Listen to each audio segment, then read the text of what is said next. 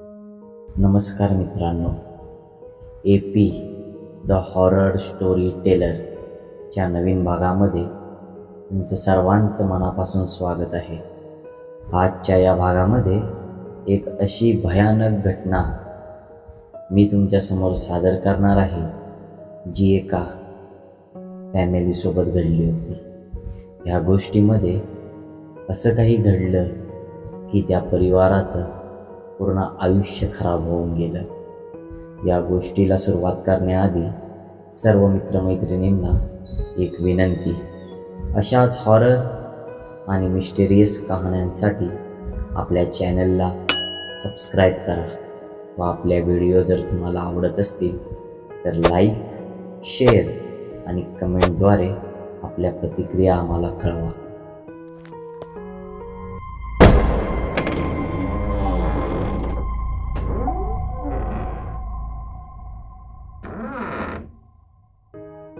ही गोष्ट अंधेरीमधल्या सागर नावाच्या 23 वर्षाच्या मुलाची आहे. त्याच्यासोबत घडलेल्या अशा भयानक गोष्टी आज आपण तुमच्यासमोर ठेवणार आहोत, ज्यामुळे तुमच्या अंगावर काटा उभा राहील आणि तुम्हाला थोडीफार भीतीसुद्धा वाटेल. तर तयार आहात ना? त्याआधी तुम्हा सर्वांना एक सूचना आहे. तुमच्याकडे असणाऱ्या हॉरर आणि मिस्टेरियस किस्से आमच्या व्हॉट्सअप नंबरवरती आम्हाला शेअर करा. आम्ही तुमचे किस्से आमच्या चॅनलवरती पब्लिश करण्याचा प्रयत्न करू. तर चला मित्रांनो, सुरुवात करू आजच्या गोष्टीला. तर एक फॅमिली जी अंधेरीमध्ये एका अपार्टमेंटमध्ये राहत होती. फॅमिलीमध्ये सागर, त्याचे आईवडील आणि बहीण अशी 4 जणांची फॅमिली होती. सागरचं पानाचं शॉप होतं. पानटपरी रोज घरी यायला तसा त्याला वेळच व्हायचा, पण शनिवार आणि रविवार म्हटलं की जास्तच लेट व्हायचा. आणि आजचा वार होता शनिवार. वीकेंड असल्यामुळे आज खूप कस्टमर होते. त्यामुळे शॉप बंद करता करता सागरला 12:30 वाजले. सागर चाळीमध्ये राहत असतो. शॉपपासून चाळीपर्यंत यायला त्याला 1 वाजतो. चाळीमध्ये एंटर करताच त्याचा पाय एका वस्तूवरती पडतो आणि काहीतरी तुटल्याचा आवाज येतो. अंधार असल्यामुळे तो मोबाईलची फ्लॅश चालू करतो आणि बघतो तर एक प्लास्टिकची बाहुली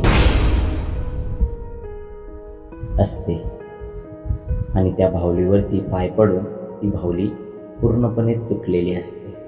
तो ती बाहुली उचलतो आणि बोलतो, कोणी ठेवली ही बाहुली मध्येच? आणि एका कोपऱ्यात त्या बाहुलीला टाकून तो घराकडे निघून जातो. घरी गेल्यावर त्याची आई बोलते, सागर, आज खूप उशीर झाला बाळा. सागर बोलतो, हो आई, शनिवार असल्यामुळे खूप कस्टमर होते.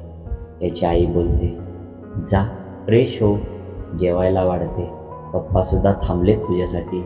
आणि सागर बाथरूममध्ये फ्रेश होण्यासाठी निघून जातो. बाथरूममध्ये जात असताना त्याला असे वाटते की कोणीतरी त्याला आवाज दिला. तो मागे वळून बघतो तर कोणीच नसतं. तो विचार करतो आईने आवाज दिला असावा आणि फ्रेश व्हायला निघून जातो. तोंड धुत असताना तो डोळे बंद करून तोंडावरती पाणी मारतो आणि डोळे उघडताच अचानक त्याला आरशामध्ये कोणीतरी असल्याचा भास होतो आणि अचानक गायब झाल्याचाही भास होतो. त्याला वाटतं मला भास झाला असेल आणि तो बाहेर निघून जातो. सागर बाहेर येऊन जेवायला बसतो.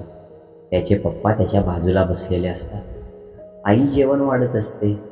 तो आईला विचारतो, आई, तू मगाशी आवाज दिला होतास का? त्याची आई बोलते, नाही, मी नाही दिला तुला आवाज. सागर बोलतो, जाऊ दे, मला भास वगैरे झाला असेल. आणि तो जेवायला सुरुवात करतो.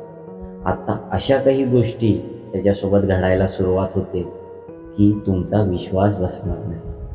सागरला जेवण थोडं अळणी लागायला लागतं.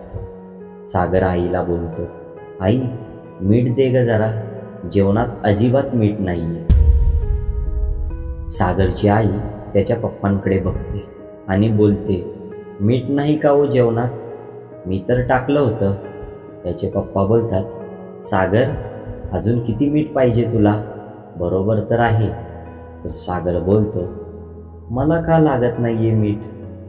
सागरची आई बोलते, ब्रश वगैरे केला आहेस का तू? त्याच्यामुळे कदाचित तुला जेवण अळणी लागत असेल. तू 1-2 घास खा, म्हणजे लागेल चव थोडीफार. सागर बोलतो, मी ब्रश वगैरे तर नाही केलेला, पण तू म्हणतेस तर खाऊन बघतो. 3-4 घासानंतर सागरला चव काय लागत नाही. सागर आईला बोलतो, आई बघ 3-4 घास खाल्ले तरी पण अजून देखील मला चव काही लागत नाही.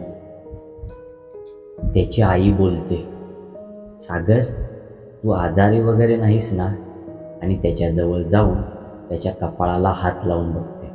तर सागर तापाने फणफणत असतो. त्याची आई बोलते, केवढा ताप आलाय तुला सागर? सागर बोलतो, मला ताप आल्यासारखं तर वाटत नाहीये. म्हणजे जर मला ताप आला असेल तर अशक्तपणा वाटला पाहिजे, थोडा विकनेस आला पाहिजे, काहीतरी मला असा ताप आल्यासारखं जाणवलं तरी पाहिजे, पण मला असं काहीच होत नाहीये. सागरची आई सागरच्या पप्पांना बोलते, अहो जरा तुम्ही बघावं त्याला ताप आलाय का नाही ते. आणि सागरचे पप्पा उठून सागरच्या कपाळाला हात लावून बघतात. तर सागरच्या पप्पांच्या हातालाही चटका लागतो. सागरचे पप्पा देखील बोलतात, सागर खरंच तुला खूप ताप आलाय. पण आता एवढ्या रात्री दवाखाने सुद्धा बंद असतात. आता काय करायचं? तर सागरच्या पप्पांकडे एक तापावरची गोळी असते. ती गोळी ते सागरला देतात आणि झोपायला जायला सांगतात. आणि सागर तिथून झोपण्यासाठी निघून जातो. सागर ज्या ठिकाणी झोपायला जातो तिथे एक खिडकी असते. ती खिडकी पूर्णपणे ट्रान्सपरंट नसते, पण त्या खिडकीची काच ही थोडी धुकट होती. म्हणजे पलीकडे कोण उभा असेल तर ते पूर्णपणे त्याचा शॅडो त्या खिडकीतून दिसत होता. सागर झोपलेला असतो. झोपेत त्याला एक स्वप्न पडते. मनामध्ये त्याला एक खूप मोठं घर दिसतं. चारी बाजूला अंधार आहे आणि जी बाहुली त्याने पायाखाली तुडवली होती तशा 15 ते 20 बाहुल्या त्या घराच्या आजूबाजूच्या परिसरात लटकलेल्या त्याला दिसत होत्या. त्या बाहुल्या बघून त्याला ती पायाखाली तुडवलेली बाहुली आठवते आणि तो झटकन झोपेतून आणि त्याची नजर घड्याळाकडे जाते. घड्याळात वाजलेले असतात पहाटेचे 4:30. तो आता घाबरलेला असतो, कारण ती बाहुली तोडल्यानंतर असे काही इन्सिडंट त्याच्यासोबत घडले होते की कोणीही असेल त्याला साहजिकच भीतीही वाटणारच. सागरही घाबरला होता. कसा तरी अंगावरती चादर घेऊन झोपला. अर्धा-पाऊण तास या कुशीवरून त्या कुशीवरती होता होता शेवटी सागरला झोप लागली. दुसऱ्या दिवशी सुद्धा सागरला तेच स्वप्न पडते. असे वारंवार 2 ते 3 दिवस सेम स्वप्न जे पहिल्या रात्री त्याला पडलं होतं तेच त्याला वारंवार पडत होते. आता हा तर योगायोग नसणार आणि भासही नसणार हे त्याला पूर्णपणे समजले होते.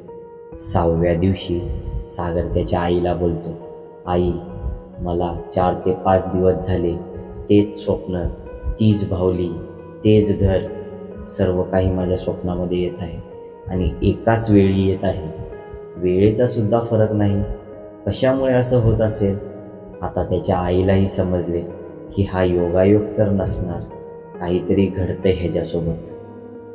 सागरची आई जो सागरसोबत घडलेला प्रकार आहे तो संपूर्ण प्रकार सागरच्या पप्पांना सांगते आणि सागरला एका तांत्रिकाकडे घेऊन जातात. तांत्रिकाकडे गेल्यानंतर लगेच त्या तांत्रिकाला कळते की सागरवरती कोणत्या तरी निगेटिव्ह गोष्टीचा प्रभाव आहे. तो तांत्रिक एका नाशिकमधल्या तांत्रिकाचा पत्ता सागरच्या वडिलांना देतो आणि सांगतो ह्याला ताबडतोब नाशिकला घेऊन जावा, कारण जी कोणती निगेटिव्ह शक्ती सागरच्या शरीरात ठाण मांडून बसलेली आहे ती खूप शक्तिशाली आहे आणि काही वेळानंतर, काही कालावधीनंतर ती शक्ती सागरचा जीवसुद्धा घेऊ शकते. तर तुम्ही लवकरात लवकर ह्याला नाशिकला घेऊन जावा. सागरचे आई वडील खूप घाबरतात. तातडीने एक गाडी ठरवतात आणि सागरला नाशिकला घेऊन जातात. नाशिकला जात असताना रस्त्यात सागरचा गाडीमध्ये डोळा लागतो. सागर झोपलेला असतो. आता सागरला वेगळं स्वप्न पडतं. स्वप्नामध्ये एक मुलगी जी खूप सुंदर असते ती सागरला म्हणते, सागर, अरे माझी बाहुली दे मला. काय केलंस माझ्या बाहुलीसोबत? कुठे ठेवली आहेस माझी बाहुली? दे ना रे. माझं त्या बाहुलीवरती खूप प्रेम आहे. माझा खूप जीव आहे त्या बाहुलीवरती. आणि सागर स्वप्नात बोलतो, नाही आहे माझ्याकडे कोणती बाहुली. तर ती मुलगी बोलते, तू मला बाहुली दे, नाहीतर मी तुला असा सहजासहजी सोडणार नाही. मी तुझा जीवसुद्धा घ्यायला मागे पुढे बघणार नाही. आणि सागर जोरजोरात ओरडू लागतो, नाही आहे माझ्याकडे बाहुली, नाही आहे माझ्याकडे बाहुली, तू जा इथून, तू जा इथून. तेवढ्यात सागरची आई त्याला झोपेतून उठवते आणि बोलते, काय झालं सागर, कोणाला जा जा बोलतोयस? तर सागर घाबरून बोलतो, आई, ती मुलगी होती, ती माझ्याकडून बाहुली मागत होती आणि मला बोलत होती, मला बाहुली दे, नाहीतर मी तुला सोडणार नाही आणि मला माझी बाहुली दे. सागरच्या आई कशी तरी त्याला सावरते आणि नाशिकला त्या तांत्रिकाकडे त्याला घेऊन जाते. तांत्रिकाकडे गेल्यानंतर तो तांत्रिक सागरला पूर्णपणे बघतो आणि मंत्रविद्येच्या साह्याने सागरवर ज्या गोष्टीचा प्रभाव असतो ती गोष्ट बाहेर काढण्याचा संपूर्ण प्रयत्न करतो. त्या तांत्रिकाच्या सांगण्यानुसार जी बाहुली सागरने पायाने तुडवली होती ती बाहुली त्या तांत्रिकाला लागणार होती.